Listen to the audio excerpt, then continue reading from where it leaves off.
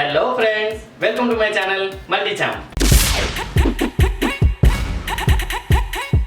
మన మల్టీ ఛాంప్లో ఇవాల్టి స్పెషల్ పిల్లలకి పెద్దలకి బాగా ఇష్టమైన street style chicken fried rice. అయితే ఈ చికెన్ ఫ్రైడ్ రైస్ని మరింత రుచికరంగా ఎలా తయారు చేసుకోవాలో చూసేద్దామా? అయితే మరి ఇంకెందుకు ఆలస్యం, మా వీడియోని జాగ్రత్తగా స్కిప్ చేయకుండా చూడండి. ఈ చికెన్ ఫ్రైడ్ రైస్ని చేసుకొని హ్యాపీగా ఎంజాయ్ చేయండి. ఈ చికెన్ ఫ్రైడ్ రైస్ కోసం ముందుగా ఒక లోతైన బౌల్లో, అంటే నేను ఇక్కడ సుమారుగా 300 grams to 250 grams, అంటే 250 to 300 grams రైస్ తీసుకున్నాను. ఇలా బాస్మతి రైస్ తీసుకున్న తర్వాత వీటిని నీటితో బాగా శుభ్రం చేసేసుకున్నాం. చూసారు కదా, బాస్మతి రైస్ని శుభ్రం చేసేసుకున్నాం కదా. ఇప్పుడు ఇందులో రైస్ మునిగంత వాటర్ పోసుకొని 20 minutes పాటు నాననిద్దాం. 20 minutes పాటు నానబెట్టుకున్నాం కదా ఫ్రెండ్స్. ఇప్పుడు రైస్ కుక్ చేసుకోవడానికి స్టవ్ మీద ఒక లోతైన బౌల్ పెట్టుకొని ఇందులో కాస్తంత, అంటే రైస్ మునిగే కంటే కొంచెం ఎక్కువ వాటర్ పోసుకొని ఇందులోనే కాస్తంత సాల్ట్, అదేవిధంగా రైస్ పొడిగా ఉండడానికి కాస్తంత నెయ్యి, 1 teaspoon వరకు నెయ్యి వేసుకొని వీటిని బాగా బాయిల్ అవనిద్దాం. చూసాక ఫ్రెండ్స్, వాటర్ బాయిల్ అయ్యాయి కదా. ఇప్పుడు మనం అరగంట పాటు నానబెట్టుకున్నాం కదా, రైస్ మొత్తాన్ని ఇందులో వేసుకుందాం. అండ్ ఫ్రెండ్స్, ఫ్రైడ్ రైస్కి అయితే ఈ విధంగా కుక్ చేసుకుంటేనే బాగుంటుంది. మాత్రం మర్చిపోకుండా ఈ విధంగా కుక్ చేసుకోండి. మర్చిపోయి మాత్రం మీరు ప్రెషర్ కుక్కర్లో మాత్రం కుక్ చేయకండి, ఓకే? ఇలా రైస్ వేసుకొని హై ఫ్లేమ్లో 85% వరకు కుక్ అయ్యేటట్టుగా చూసుకుందాం. చూడండి ఫ్రెండ్స్, కాసేపట్లో మనకి ఈ రైస్ అనేది ఉడికిందనమాట. 85%. అంటే మనకి ఎలా తెలుస్తుందంటే ఒక మెతుకు తీసుకొని చూస్తే చూడండి లైట్గా కొంచెంగా పలుకుంటుంది. చూసారా, అలా కొంచెంగా పలుకుందంటే మనకి 85% వరకు ఉడికిపోయింది కదా. ఇప్పుడు స్టవ్ ఫ్లేమ్ని ఆఫ్ చేసుకొని దీన్ని అంతటిని వడపోసుకుందాం. ఈ రైస్ని వడపోసుకోవడానికి ఇలాంటి లోతైన బౌల్ తీసుకొని దీని మీద ఇలా జాలీ గిన్నె పెట్టుకోండి, ఓకే? చిల్లులున్న గిన్నె పెట్టుకొని దీంట్లో ఇలా ఈ విధంగా వడపోసేసుకుందాం.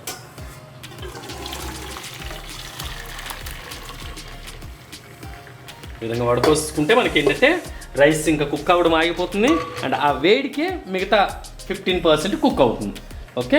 ఇలా వడపోసేసుకొని రైస్ని కంప్లీట్గా చల్లారనిద్దాం. రైస్ చల్లారేంత లోపల మనం ఇక్కడ నేను 150 grams వరకు బోన్లెస్ చికెన్ తీసుకున్నాను. చికెన్ని బాగా శుభ్రం చేసేసుకోండి, దట్టు ఉప్పు నీళ్ళతో శుభ్రం చేసుకోండి, ఓకే? అలా చేసుకోవడం ముందు చికెన్ మంచి టెండర్గా తయారవుతుంది అనమాట. ఇప్పుడు ఇందులో కాస్తంత ఉప్పు, ఓకే?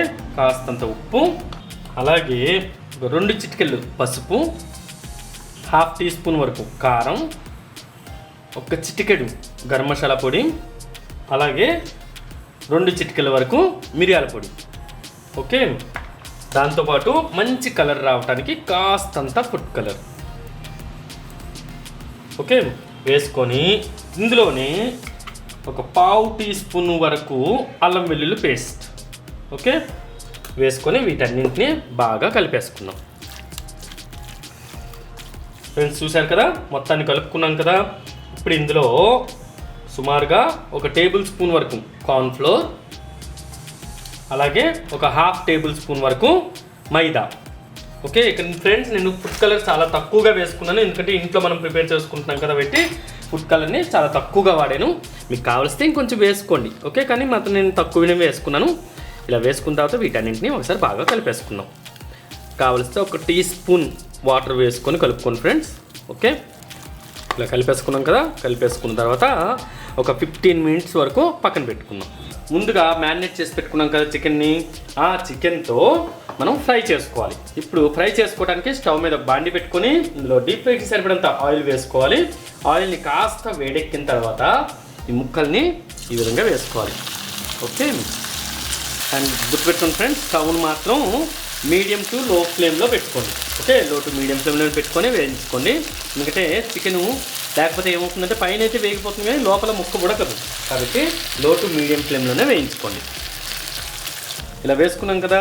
వేసుకున్న తర్వాత 1 to 2 minutes తర్వాత ఒకవైపు కోట్ అయిపోయి ఉంటాయి, ఓకే? కోట్ అయిపోయిన వెంటనే ఇంకో వైపు కూడా తిరిగేసేసుకోండి. లేకపోతే వెంటనే తిరిగేసుకుంటే ఏంటంటే ఆ కోటింగ్ అనేది ఊడిపోతుంది. ఊడిపోయి చికెన్ పీసెస్కి పట్టుకోకుండా అంత టేస్టీగా ఉండదు, కాబట్టి 1 to 2 minutes ఆగండి, ఓకే?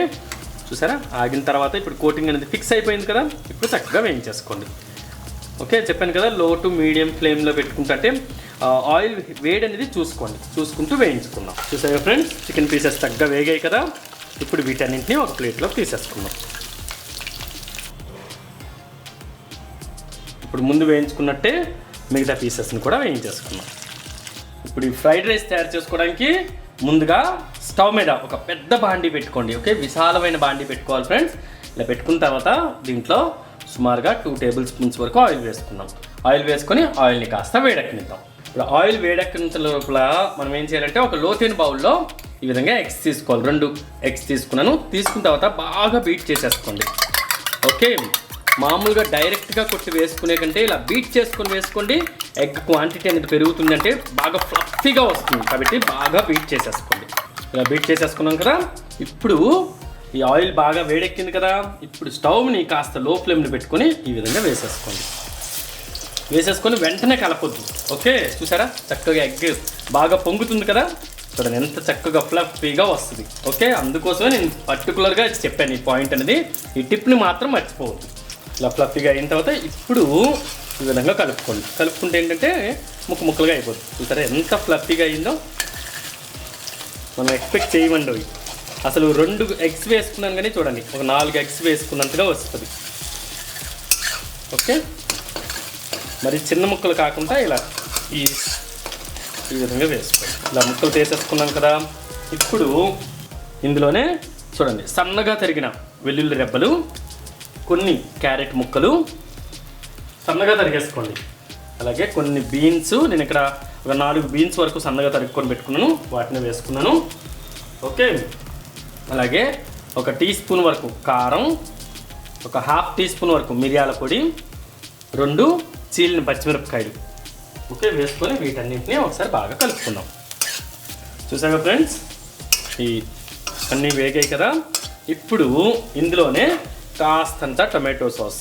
ఓకే, మరీ ఎక్కువ అక్కర్లేదు ఫ్రెండ్స్. ఒక సుమారుగా ఒక 1½ టీ స్పూన్ వరకు. చూసారా ఫ్రెండ్స్, ఒక 1½ టీ స్పూన్ వేసుకున్నాం కదా. అలాగే ఒక ½ టీ స్పూన్ వరకు డార్క్ సోయా సాస్. ఓకే, మరీ ఎక్కువ వేసి ఫ్రెండ్స్, ½ టీ స్పూన్ వేసుకోండి. ఓకే, వేసుకున్న తర్వాత ఒక 2 చిటికలు గరం మసాలా పొడి వేసుకొని వీటన్నిటిని కూడా ఒకసారి బాగా కలిపేసుకుందాం. ఇలా కలిపేసుకున్నాం కదా. ఇప్పుడు మనం ముందుగా వేయించుకొని పెట్టుకున్నాం కదా ఆ చికెన్ కూడా వేసేసుకుని ఒకసారి బాగా కలిపేసుకున్నాం. ఇలా కలుపుకున్న తర్వాత ఇప్పుడు మనం ముందుగా రెడీ చేసి పెట్టుకున్నాం కదా చేసిన రైస్ని మొత్తాన్ని ఇందులో వేసుకున్నాం. చూసారా చాలా సింపుల్ టెక్నిక్స్తో ఈజీగా ఈవెన్ బ్యాచిలర్స్ కూడా తయారు చేసేసుకోవచ్చు ఈ విధంగా. ఓకే, ఇప్పుడు స్టవ్ని మీడియం టు హై ఫ్లేమ్లో పెట్టుకొని ఈ విధంగా కలిపేసుకున్నాం. ఇప్పుడు ఇదే స్టేజ్లో మనం సాల్ట్ చూసుకోవాలన్నమాట. సాల్ట్ చూసుకున్న తర్వాత కాస్త సరిపోతే ఇంకాస్త వేసుకోండి. ఓకే, చూసుకొని వేసుకోండి ఫ్రెండ్స్, మరి ఎక్కువ అయితే బాగుండదు కనుక. నెక్స్ట్ ఇప్పుడే ఒక అరచెక్క నిమ్మరసం వరకు నేను వేసుకుంటున్నాను. ఓకే, దీనికి బదులుగా వెనిగర్ కూడా వేసుకోవచ్చు. నేనైతే వెనిగర్ వేసుకోకుండా అరచెక్క నిమ్మరసం వేసుకుంటున్నాను. అలాగే ఫ్రెష్గా తరిగిన కొత్తిమీర కాస్త వేసుకొని వీటన్నిటిని హై ఫ్లేమ్లో ఓకే ఈ విధంగా చక్కగా కలిపేసుకుందాం. అండ్ కావలిస్తే కనుక మీరు కాస్తంత టేస్టింగ్ సాల్ట్ కూడా వేసుకోవచ్చు. నేనైతే ఇంట్లోకే కాబట్టి టేస్టింగ్ సాల్ట్ వేయట్లేదు. ఓకే, మీకు కావలిస్తే వేసుకోండి. అంతే ఫ్రెండ్స్, బాగా కలిపేసుకున్నాం కదా, బాగా వేగిపోయింది. అన్ని ఇంగ్రీడియంట్స్ అనేది రైస్కి చక్కగా పట్టుకున్నాయి కదా. ఇప్పుడు మనం హాట్గా ఒక ప్లేట్లోకి తీసుకొని సర్వ్ చేసేసుకున్నాం. వావ్, చూసాగా ఫ్రెండ్స్, చాలా తక్కువ ఇంగ్రీడియంట్స్తో చాలా టేస్టీగా క్విక్ అండ్ ఈజీ మెథడ్లో చికెన్ ఫ్రైడ్ రైస్ని రెడీ చేసుకున్నాం కదా. మరి మీరు కూడా తప్పకుండా నా చిట్కాల్ని ఫాలో అవుతూ ఈ టేస్టీ చికెన్ ఫ్రైడ్ రైస్ని రెడీ చేసుకొని ఇంటిల్లిపాది హ్యాపీగా ఎంజాయ్ చేయండి. మరి మీరు కూడా తప్పకుండా ట్రై చేసుకొని ఈ చికెన్ ఫ్రైడ్ రైస్ ఎలా కుదిరిందో మా కామెంట్ సెక్షన్లో తప్పకుండా తెలియజేయండి.